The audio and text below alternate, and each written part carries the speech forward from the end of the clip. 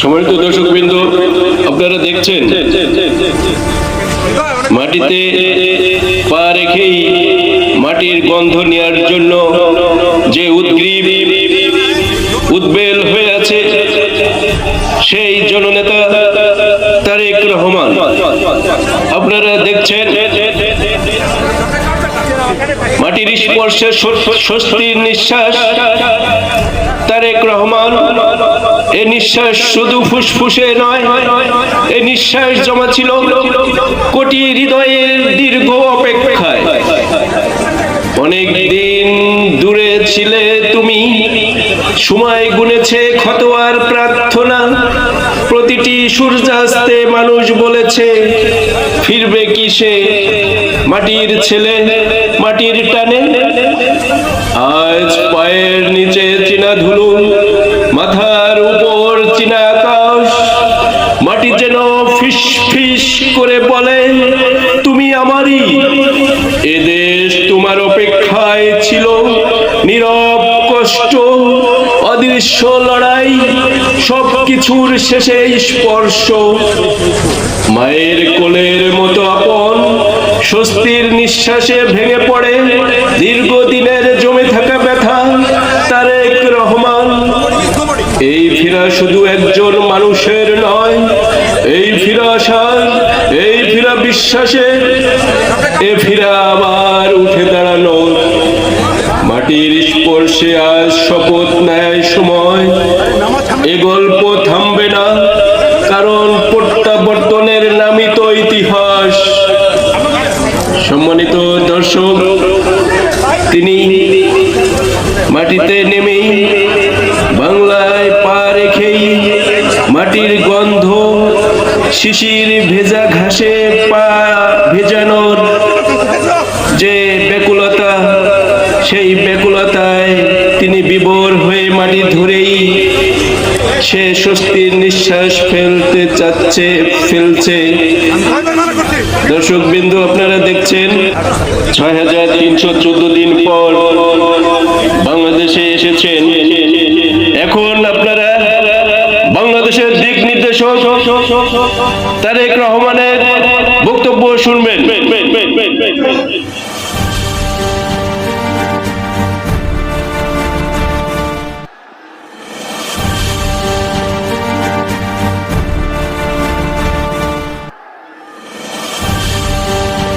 বিসমিল্লাহির রহমানির রহিম।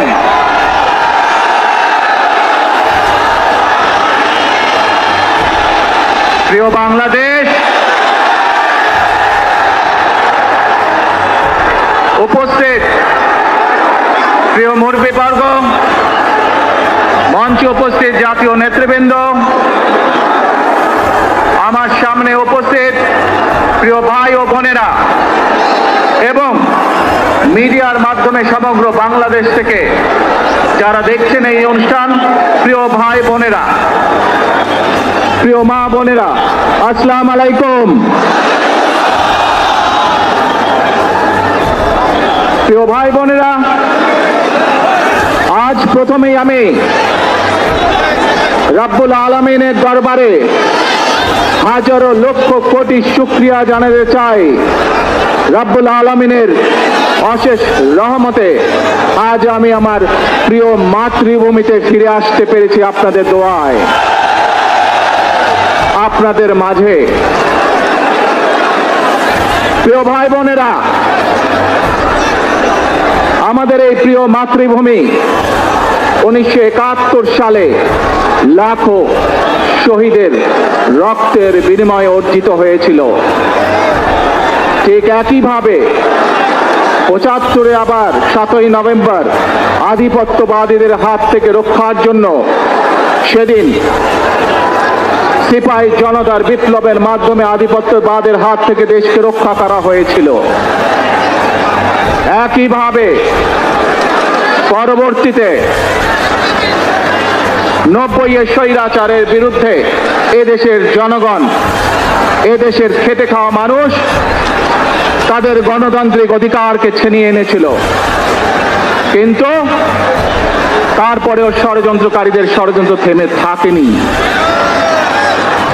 আমরা তারপর দেখেছি 2024 সালে 71 সালে এই দেশের মানুষ যেমন স্বাধীনতা অর্জন করেছিল, 2024 সালে এদেশের ছাত্র জনতা সহ সর্বস্তরের মানুষ, কৃষক, শ্রমিক, গৃহবধূ, নারী, পুরুষ, মাদ্রাসার ছাত্র সহ দল মত নির্বিশেষে, শ্রেণী পেশা নির্বিশেষে সকল মানুষ সেদিন 2024 সালের 5ই আগস্ট এই দেশের স্বাধীনতা এবং সার্বভৌমত্বকে রক্ষা করেছিল। প্রিয় ভাই বোনেরা, আজ বাংলাদেশের মানুষ কথা বলার অধিকার ফিরে পেতে চায়, তারা তাদের গণতান্ত্রিক অধিকার ফিরে পেতে চায়। বাংলাদেশের মানুষ চায় তারা তাদের যোগ্যতা অনুযায়ী ন্যায্য অধিকার পাবে। প্রিয় ভাই বোনেরা, আজ আমাদের সময় এসেছে সকলে মিলে দেশ গড়ার। এই দেশে যেমন পাহাড়ের মানুষ আছে, এই দেশে একইভাবে সমতলের মানুষ আছে। এই দেশে মুসলমান, বৌদ্ধ, খ্রিস্টান, হিন্দু সহ বিভিন্ন ধর্মের মানুষ বসবাস করে। আমরা চাই সকলে মিলে এমন একটি বাংলাদেশ গড়ে তুলবো আমরা, যেই বাংলাদেশের স্বপ্ন একজন মা দেখেন, অর্থাৎ একটি নিরাপদ বাংলাদেশ আমরা গড়ে তুলতে চাই। যে বাংলাদেশে একজন নারী, একজন পুরুষ, একজন শিশু যেই হোক না কেন নিরাপদে ঘর থেকে বের হলে নিরাপদে ইনশাআল্লাহ ঘরে আবার ফিরে আসতে পারে। প্রিয় ভাই বোনেরা,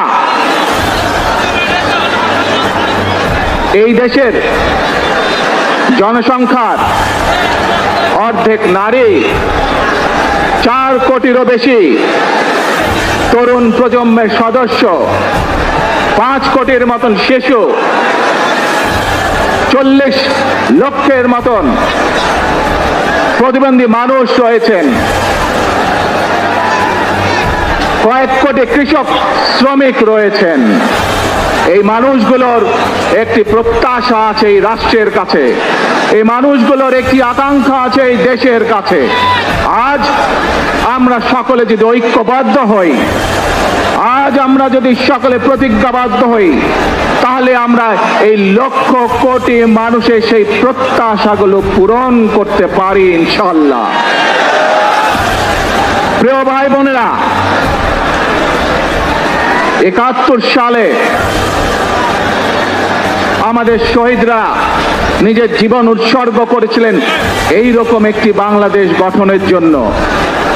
বিগত 15 বছর স্বৈরাচারের বিরুদ্ধে শত শত হাজারো গুম খুনের শিকার হয়েছে শুধু রাজনৈতিক দলের সদস্য নয়, নিরীহ মানুষও প্রতিবাদ করতে গিয়ে অত্যাচার, নির্যাতনের শিকার হয়েছেন।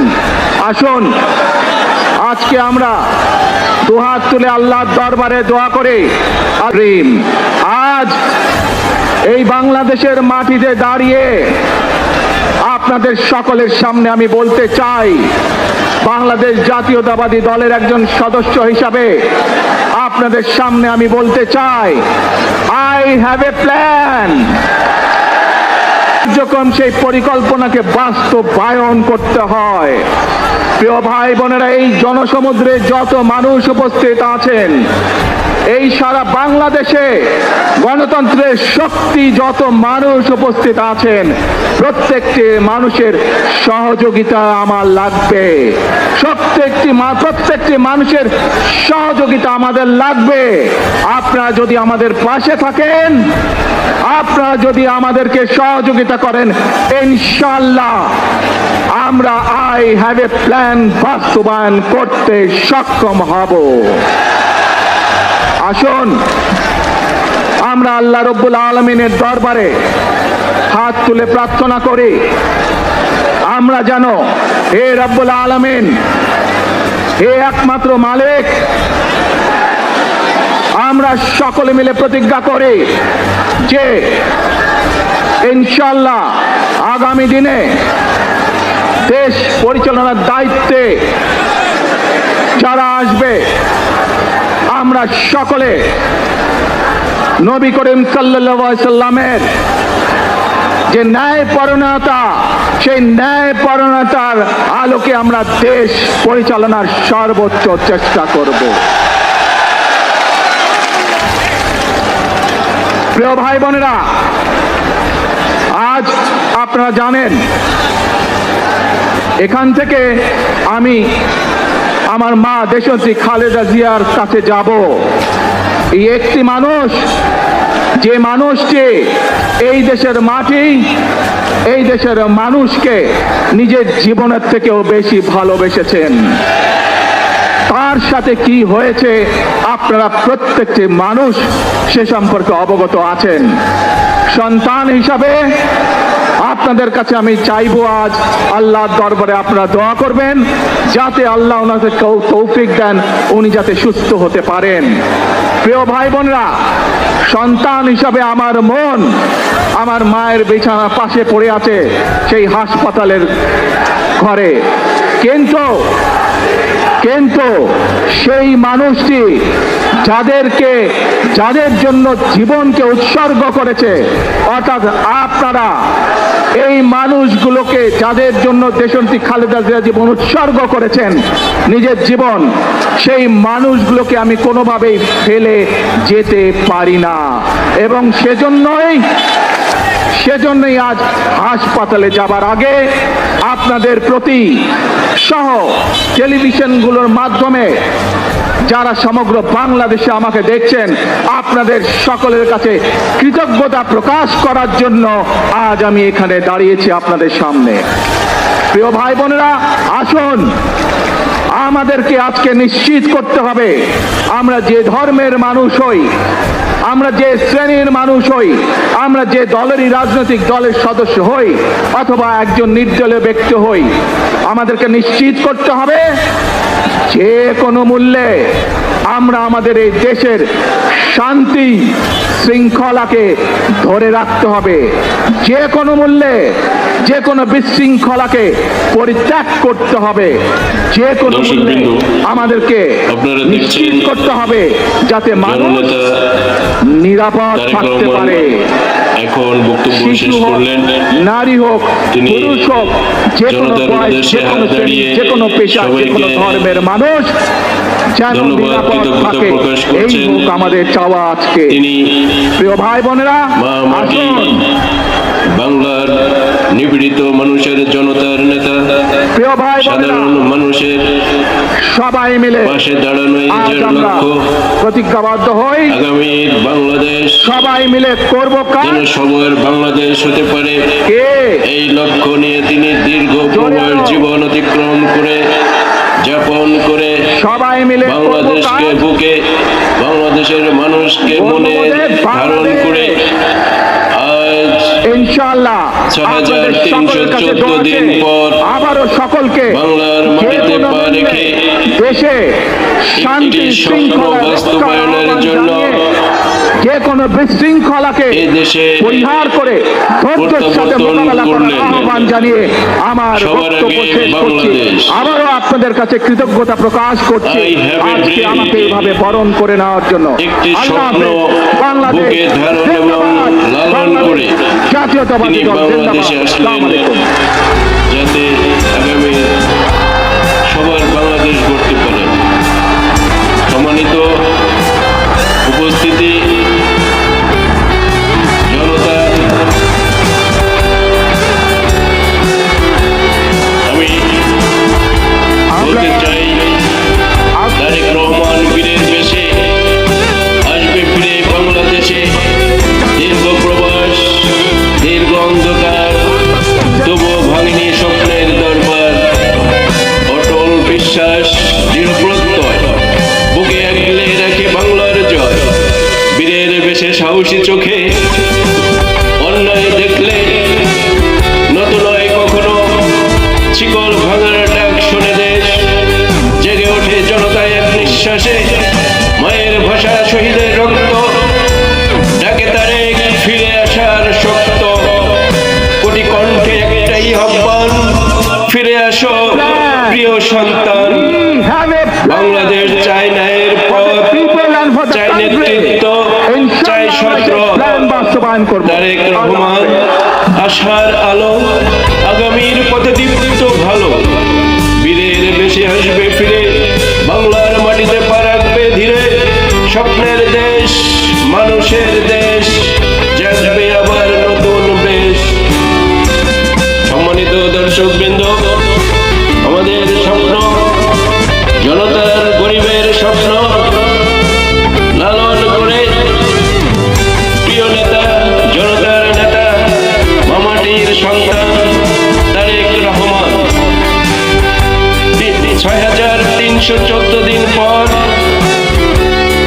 সময় নিজেই থমকে দাঁড়ায়। ক্যালেন্ডারের পাতায় পাতায় অপেক্ষার দীর্ঘশ্বাস জমেছিল যেটুকু, আজ তা চোখের জলে ভেঙে যায়। রোদ বৃষ্টি ঝড় স্তব্ধ রাত, প্রতিটি দিন লিখেছে ইতিহাস। মাটির বুকের গভীরে চাপা পড়েছিল একটি নাম, একটি ডাক। আজ সে ডাক আবার বাতাসে ভাসে।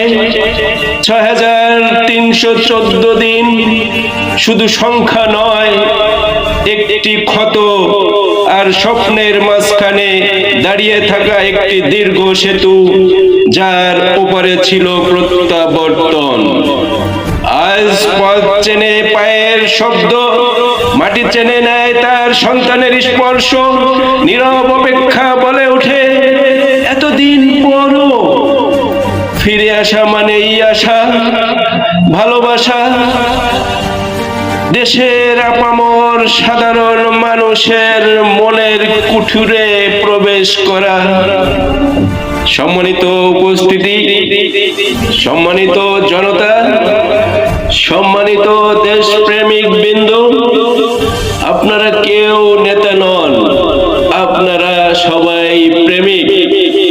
আপনারা সবাই তারেক রহমানের প্রেমিক এবং এই দেশের ত্রাণকর্তা। এই দেশের স্বপ্ন বাস্তবায়নে আপনারাই হাতিয়ার। আসবে ফিরে বাংলাদেশে, ঝড় থামেনি, লড়াই শেষ নয়, অন্যায়ের সাথে আপোষ নেই কবু। প্রবাসে থেকেও দেশকে ভাবা, এই তো বীরের পরিচয় সারা। ভয়ের শিকল ভাঙে যে হাত, যে হাত জানে জনতার কথা। রক্তে লেখা ইতিহাসের ডাকে ফিরছে সে বিজয়ের পথে। কোটি কণ্ঠে এক আওয়াজ ওঠে, ন্যায় চাই, অধিকার চাই জোরে। তারেক রহমান আশার নাম, অন্ধকার ভেদ করে আলোর দাম। বীরের বেশে আসবে ফিরে, মাটির টানে মানুষের তীরে। বাংলাদেশ জাগবে নতুন বেশে, তারেক রহমান বীরের বেশে। সম্মানিত জনতা, দেখুন লাখো কোটি মানুষের ভিড়ে জনতার নেতা, আশার আলো, বাংলাদেশের কান্ডারি এখন এবার কেয়ার হসপিটালের দিকে যাওয়ার জন্য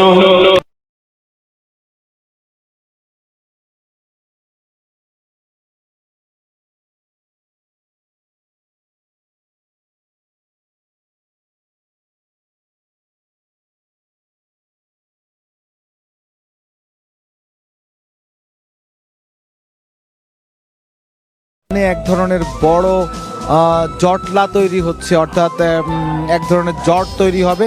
কারণ সবাই, এত বিপুল সংখ্যক মানুষ এখানে উপস্থিত রয়েছে, তারা বেরিয়ে যেতে, যে যার পথে বেরিয়ে যাবার সময়ও এক ধরনের জনজটলা, মানুষের জটলা তৈরি হবে।